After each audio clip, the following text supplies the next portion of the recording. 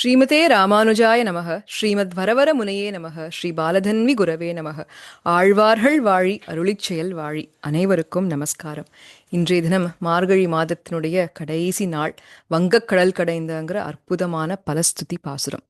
இந்த பாசுரத்துக்கு சுவாமி பராசர பட்டரனுடைய ஒரு ஐதிஹ்யம் வார்த்தை என்று அருளி செய்யப்பட்டுள்ளது. அதனுடைய வியாக்கியானத்திலே அதைத்தான் நாம் இன்றைய தினம் திருப்பாவையில் பூர்வாச்சாரியர்களின் திருவாய்மொழிகள் என்ற தலைப்பிலே அனுபவிக்க உள்ளோம். இந்த தொடரிலே திருப்பாவையினுடைய பாசுரங்களுக்கு வியாக்கியாத்தாக்கள், உரையாசிரியர்கள் எடுத்து காட்டியுள்ள சில பூர்வாச்சாரியர்களின் ஐதிஹ்யங்கள், வார்த்தைகள், சம்வாதங்கள் என்று இவற்றிலிருந்து ஒரு சிலவற்றை அனுபவித்துக் கொண்டு வருகின்றோம். மார்கழி முதல் நாள் கூட சுவாமி பராசர பட்டருடைய ஒரு ஐதிஹ்யத்துடன் தான் தொடங்கினோம். அதே போல இன்றைய தினமும் சுவாமி பராசர பட்டருடைய அற்புதமான ஒரு ஐதிஹ்யத்துடன் தான் நிறைவு செய்ய உள்ளோம். இந்த பாசுரத்திலே ஆண்டாள் நாச்சியார் என்ன சொல்லி கொண்டாடுறான்னு கேட்டா, எம்பெருமானை வங்கக்கடல் கடைந்த மாதவனே கேசவனே என்று அருளிச் செய்தாள். நாம் அனைவருக்கும் தெரியும், வங்கக்கடல் கடைந்த மாதவன் கேசவன் என்று ஸ்ரீ கூர்மாவதாரத்தை ஆண்டாள் நாச்சியார் இங்கே கொண்டாடுகின்றாள். ஸ்ரீ கூர்மாவதாரம் எப்பொழுது ஏற்பட்டதுன்னு கேட்டா, துர்வாச முனிவரனுடைய சாபத்தினாலே ஒரு சமயம் தேவர்கள் அனைவரும் தங்களுடைய செல்வத்தை எல்லாம் இழந்திருக்க, அதற்கு மேல நித்தியத்துவம் வேண்டும் என்று அமிர்தத்துக்காக எம்பெருமானை சென்று பிரார்த்திக்க, அவர்களுக்காக எம்பெருமான் கூர்மமாக எழுந்தருளி அமிர்தத்தை பெற்றுக் கொடுத்தான். அப்போ இந்த தேவர்கள் எல்லாரும் அமிர்தம் வேணுங்கிறதுக்காக திருப்பார் கடலை கடைகின்றார்கள். சமுத்திர மந்தன செய்த திரு அவதாரம் இல்லையா? திருப்பார் கடலை கடையும் பொழுது மந்திர மலையை மத்தாக நாட்டி வாசுகியை வடமாக பிடித்து தேவர்கள் அனைவரும் வால் பக்கம் இருக்க, அசுரர்கள் அனைவரும் தலைப்பக்கம் இருக்க பிடித்து இழுக்கின்றார். அப்போ இழுக்க இழுக்க என்ன ஆறுதுனாக்க, இந்த மலை குதிக்க ஆரம்பிக்கிறது. அப்போ எம்பெருமான் ஒரு பெரிய ஸ்ரீகூர்மாவதாரத்தை எடுத்துக்கொண்டு அந்த மந்திர மலையின் கீழே சென்று அதை தாங்கி பிடித்தான் எம்பெருமான். மலை என்ன ஆயிடுத்துனாக்க மீண்டும் துள்ளி குதிக்க ஆரம்பிச்சிருத்து மேல் பக்கமாக. அப்பொழுது எம்பெருமான் மறுபடியும் ஒரு பெரிய திரு உருவத்தை எடுத்துக்கொண்டு மேலே அந்த மலையை தாங்கி பிடித்தானாம் எம்பெருமான். அப்போ இவெல்லாம் கடைஞ்சுட்டே இருக்கா. தேவர்களும் அசுரர்களும் கடைய கடைய கடைய என்ன ஏற்படுறதுன்னா, அவர்களுக்கு தேகமெல்லாம் அயர்ந்து போகின்றது. அப்பொழுது எம்பெருமானை இவர்களுக்குள்ளாக நுழைந்து அந்த மலையை வைத்து திருப்பார்கடலை கடைந்து அமிர்தத்தை பெற்றுக் கொடுத்தான் என்று இந்த விருத்தாந்தத்தை தான் வங்கக்கடல் கடைந்த மாதவனே கேசவனே என்று ஆண்டாள் நாச்சியார் கொண்டாடுகின்றாள். இதற்கு நாலாயிரப்படியிலே சுவாமி பராசர பட்டருடைய ஒரு ஐதிஹ்யம் காட்டப்பட்டுள்ளது. அவர் என்ன சொல்றார், இந்த வங்கக்கடல் கடைந்த மாதவனே கேசவனை ரெண்டா பிரிச்சுன்றலாம். வங்கக்கடல் கடைந்த மாதவன், வங்கக்கடல் கடைந்த கேசவன் என்று பிரித்தார். கேசவன் கேசவன் எம்பெருமானை எப்பொழுது அழைக்கின்றோம்? ரொம்ப அழகான கூந்தலையுடையவன், அதனால கேசவன். கேஷிங்கிற அந்த அரக்கனை வதம் செய்தவன், அதனால கேசவன். அதற்கு மேலாக பிரம்மருத்ராதிகளுக்கு தலைவன் என்றும் வேதத்திலே காட்டப்பட்டுள்ளது. பிரம்மருத்ராதிகளுக்கு தலைவனாக இருக்கக்கூடிய எம்பெருமானை கேசவன் என்று அழைக்கின்றோம்.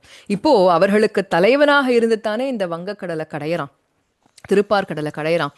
ஏன்னா கடையும் பொழுது பல பொருட்கள் வெளியில வருது. முதல்ல ரத்னம் வருதாம், காமதேனு, ஐராவது, உச்சைரவசு, அப்சரசுகள், வருணி, கௌஸ்துபம், அதே போல கல்பக விருட்சம், ஹாலாஹல விஷம் என்று இப்படி பல பொருட்கள் அந்த சமுத்திரத்தை கடையும் பொழுது வெளியில வருது. இப்போ இந்த எல்லா பொருட்களையும், பற்பர பொருட்களையும் எந்தெந்த தேவதைக்கு எப்படி எப்படி கொடுக்கணுங்கிறத பார்த்து அழகா எல்லாருக்கும் கொடுத்துட்டான். ரத்னங்களை தேவர்களுக்கு கொடுத்தான். அதே போல இந்த ஹாலாஹல விஷத்தை, நஞ்சை சிவனுக்கு கொடுத்தான். இது எல்லாத்தையும் பிரிச்சு கொடுத்தான். அப்போ கடைசியாக அமிர்தம் வர அதை தேவர்களுக்கு மறுபடியும் எம்பெருமான் அருளி செய்தான். அப்போ இதுல இருந்து என்ன தெரியறது? அந்த தேவர்களுக்கு ஒரு துன்பம், அந்த துன்பம் ஏற்பட்ட பொழுது அந்த துன்பத்தை களைய வேண்டும் என்பதற்காக அவர்களுக்கு தலைவனாக இருந்து எம்பெருமான் இந்த கடலை கடைந்து அமிர்தத்தை பெற்றுக் கொடுத்தான். அதனால வங்கக்கடல் கடைந்த கேசவன் ஒரு பக்கம் சொன்னார். ஆனா இதே திருப்பார்கடல்ல இருந்து யார் வந்தான்னு கேட்டாக்க, சாக்ஷாத் மகாலட்சுமியானவள் வருகின்றாள். அதைத்தானே ஆழ்வாரும் விண்ணவர் அமுதுண்ண அமுதில் வந்த பெண்ணமுழுந்த எம்பெருமான் என்று, பெண் அமுதான அந்த பிராட்டியை உண்ட எம்பெருமான் என்று ஸ்ரீ மகாலட்சுமியை தன்னுடைய அனுபவத்துக்காக எம்பெருமான் ஏறிட்டு கொண்டான் இல்லையா? அப்போ தான் அனுபவிக்க ஏற்ற அந்த பிராட்டியை அடைந்தமையை கொண்டாடுவது இந்த மாதவன் அப்படிங்கிற திருநாமம். மானாக்க மகாலட்சுமி, தவன்னா கணவன், மாதவனாக பிராட்டியை தன்னுடைய திருமார்பிலே வைத்துக் கொண்டான் எம்பெருமான். அப்போ வங்கக்கடல் கடைந்த மாதவன் எப்போ கொண்டாடுறோம்? அந்த சேர்த்தி ஏற்பட்ட பொழுது. வங்கக்கடல் கடைந்த கேசவன் எப்போ கொண்டாடுறோம்? தேவர்களுக்காக அமிர்தத்தை பெற்றுக் கொடுத்த பொழுது. அப்போ சுவாமி பராசர பட்டர் சொல்வாராம், இந்த அமிர்தத்தை பெற்றுக் கொடுத்தானே அது என்ன உண்மையான அமிர்தமா? அது வெறும் உப்பு சாறு தானே. பிராட்டி தான் உண்மையான அமிர்தம். இது வெறும் அசாரமானது, சக்கை, உப்புச்சாறு, ஏதோ வாழ்க்கையோ கொஞ்ச நாள் நீடிக்க போறது, அவ்வளவுதான் தேவர்களுக்கு. அப்போ அப்படி இருக்கக்கூடிய அந்த கேசவனாக இருந்த அந்த அமிர்தத்தை பெற்றுக் கொடுத்ததுனால அவர் அபிநயித்து காட்டுவாராம். அந்த சக்கையை துப்புவது போல, உமிழ்வது போல காட்டி, இதுதான் வங்கக்கடல் கடைந்த கேசவன். ஏன்னா தேவர்களுக்காக செய்த காரியம். ஆனால் மாதவன் எப்பேற்பட்டவன், பிராட்டியே அடைந்தான் என்று சொல்லி, வங்கக்கடல் கடைந்த மாதவன் என்று சொல்லி தன் வாயிலே அன்னித்து தித்தித்து அமுதூறுவதை தன் வாயை திறந்து காட்டுவாராம் பராசர பட்டர். அப்போ அன்னிக்கும் அமுதூரும் என் நாவுக்கே என்று இருந்த அந்த மாதவனுடைய திருநாமம் என்று அபிநயித்து காட்டுவாராம். அப்போ எவ்வளவு ஆழங்கால் பட்டு எவ்வளவு ரசத்துடன் திருப்பாவை அனுபவித்துள்ளார் சுவாமி பராசர பட்டர். இப்போ நாமும் தான் திருப்பாவை சொல்றோம். இந்த அனுபவம் இருக்கா நமக்கு? இந்த பக்தி இருக்கா நமக்கு? ஆண்டாள் நாச்சியார் அனுஷ்டித்த அந்த அன்பு இருக்கா? அந்த பிரேமம் இருக்கா? அவ்வளவு ஆழங்கால் பட்டு இருக்கோமான்னு கேட்டா நிச்சயமா இல்லை.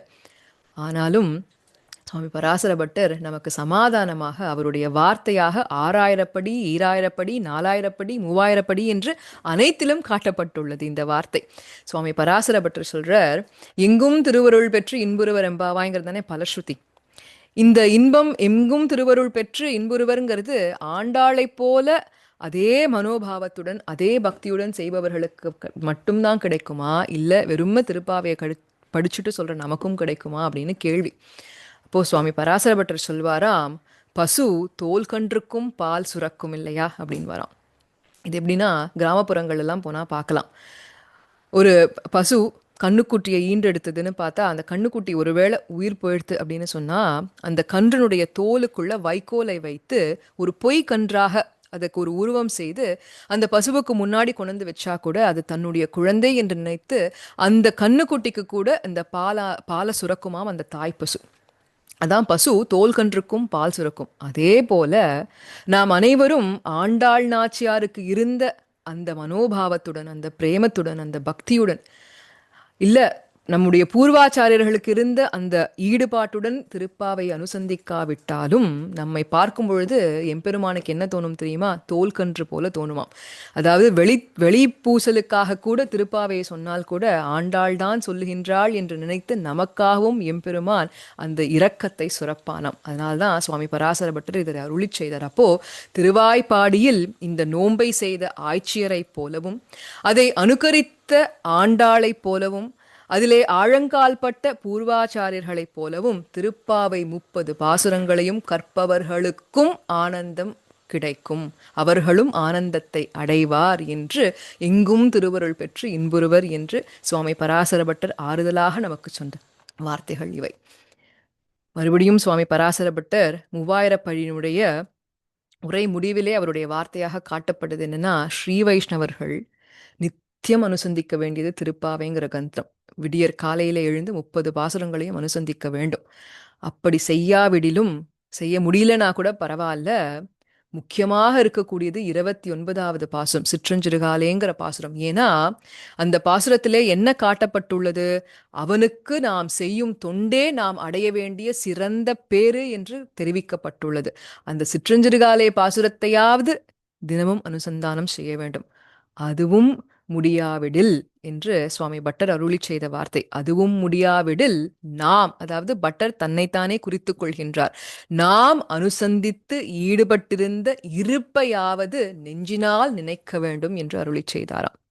சுவாமி பராசர பட்டர் எப்படி திருப்பாவிலே ஈடுபட்டிருந்தாரோ அதை நினைத்தாலே நமக்கு உஜ்ஜீவனம் என்று அவரே அருளி செய்து விட்டார். ஏன்னா இந்த 30 நாட்கள்ல பார்த்தோம் இல்லையா, எவ்வளவு ஐதீகங்கள், எவ்வளவு வார்த்தைகள் பராசர பட்டர் அருளி செய்து நமக்கு. அப்போ அதை நினைச்சுட்டு இருந்தாலே நமக்கு திருப்பாவிலே உஜ்ஜீவனம் தான். அந்த வார்த்தையுடன் நாமும் எப்பொழுதும் ஆண்டாள் நாச்சியாரையும் அவளுடைய திருப்பாவையும் அதை அனுபவித்த ஆச்சாரியர்களும் அனுசந்தானம் செய்து கொண்டே இருந்து உய்வு பெறுவோமாக, எங்கும் திருவருள் பெற்று இன்புறுவோமாக. இதை இந்த நேரத்திலே அடியேனுக்கு நிஜமாவே இட்ஸ் வெரி எமோஷனல்னு சொல்லுவா இல்லையா. ஏன்னா 30 நாட்கள் திருப்பாவை அனுபவிச்சுட்டோம். இது எல்லாத்துக்கும் காரணம் அடியேனுடைய ஆச்சாரியனுடைய நல்ல ஆசிகள், அவருடைய ஆசிர்வாதம் தான். அதனால முதற்கண் அடியேனுடைய ஆச்சாரியனுடைய திருவடிகளை பணிந்து அவருக்கு கிருதஜ்ஞதையை தெரிவித்துக் கொள்கின்றேன்.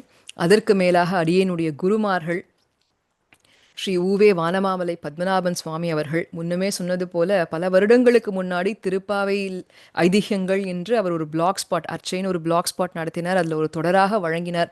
அதை எடுத்து அப்படியே அடியே நீங்கள் சொல்லியிருக்கேன், அவ்வளவுதான்.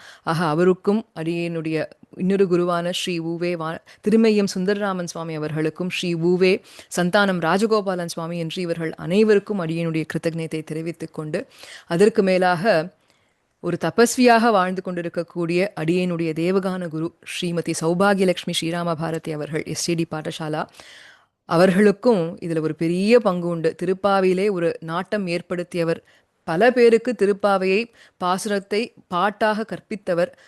அவருக்கும் அடியனுடைய கிருத்தஜ்ஞத்தை தெரிவித்துக் கொண்டு, அதற்கு மேலாக இதே தொடரை ஆங்கிலத்திலே இந்த சேனலிலே வழங்கிய ஸ்ரீமதி வித்யாராகவன் அவர்களுக்கும், கன்னடத்திலே வழங்கிய ஸ்ரீமதி கிருஷ்ண தபஸ்வினி அவர்களுக்கும், திருப்பாவை அனுபவத்தை தெலுங்கிலே வழங்கிய ஸ்ரீமதி மயூரவல்லி சந்தானம் அவர்களுக்கும் அடியனுடைய கிருத்தஜ்ஞத்தை தெரிவித்துக் கொண்டு, அதற்கு மேலாக இந்த ஜூமில் பேக்ரவுண்ட் எல்லாம் பண்ணி கொடுக்கறது ரொம்ப கஷ்டமான விஷயம். அதிலும் இந்த தொடர் மொத்தமும் எப்படின்னாக்க அந்தந்த ஐதிஹ்யத்துக்கு ஏத்த அந்தந்த ஆச்சாரியருடைய வரைபடங்களை வரைந்து கொடுத்தவர்கள் சின்ன சின்ன குழந்தைகள். அவ எல்லாரையும் ஒன்று சேர வைத்து இந்த கைங்கரியம் செய்து வைத்தவர் ஸ்ரீமதி வசுந்தரா பாலாஜி அவர்கள். அவ்வளவு சுலபமான விஷயம் இல்லை இது. குழந்தைகள் கிட்ட இருந்து சரியான நேரத்துல அந்த புகைப்படங்கள் எல்லாம் வரவழைச்சு அதை கரெக்டா ஒரு பேக்ரவுண்ட் மாதிரி செட் பண்ணி கொடுத்து இதெல்லாம் செய்யறதுங்கிறது ரொம்ப கஷ்டமான விஷயம். அதை எந்த ஒரு எதிர்பார்ப்பும் இல்லாமல் அற்புதமாக நிறைவேற்றி கொடுத்த ஸ்ரீமதி வசுந்தரா பாலாஜி அவர்கள், டிஎஸ்பி பாடசாலா அவர்களுக்கும் அடியனுடைய கிருத்தஜ்ஞத்தை தெரிவித்துக் கொண்டு, அடியனுக்கு எப்பொழுதும் உறுதுணையாக இருக்கக்கூடிய ஸ்ரீமதி சுஜாதா கிடாம்பி அவர்கள் எப்பப்போ வேணுமோ வீடியோ எடிட்டிங் பண்ணி கொடுக்கறது என்ன எல்லா காரியமும் பண்ணி கொடுப்பா. இவா தான் அடியங்களுடைய இந்த சேனலுக்கு பேக் போன்னு சொல்லலாம். அவர்களுக்கும் அடியனுடைய கிருத்தஜ்ஞத்தை தெரிவித்துக் கொண்டு, அதற்கு மேலாக உங்கள் அனைவருக்கும் இந்த 30 நாட்களும் திருப்பாவையினுடைய இந்த அனுபவத்தை கேட்டு ஆதரவை தெரிவித்த அனைத்து பெரியோர்களுக்கும் அடியோங்கள் கிருத்தஜ்ஞத்தை தெரிவித்துக் கொண்டு, உங்கள் அனுகிரகத்தை பிரார்த்தித்துக் கொண்டு, மேலும் மேலும் அடியோங்கள் எம்பெருமானுடைய திருவடியிலே பல கைங்கரியங்கள், ஆச்சாரியருடைய திருவடிகளிலே பல கைங்கரியங்களை செய்து உய்வு பெற வேண்டும் என்று பிரார்த்தித்துக் கொண்டு, ஆண்டாள் நாச்சியாருடைய வாழி திருநாமத்தை சமர்ப்பித்துவிட்டு அமைகின்றேன்.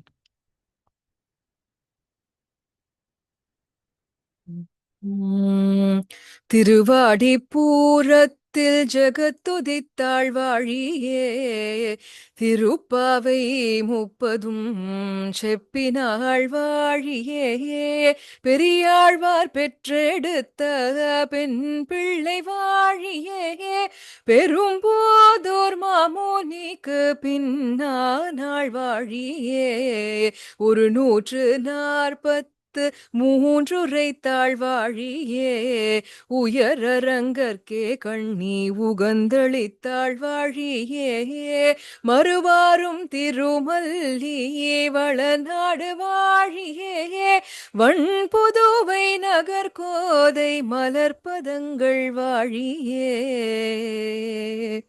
ஏ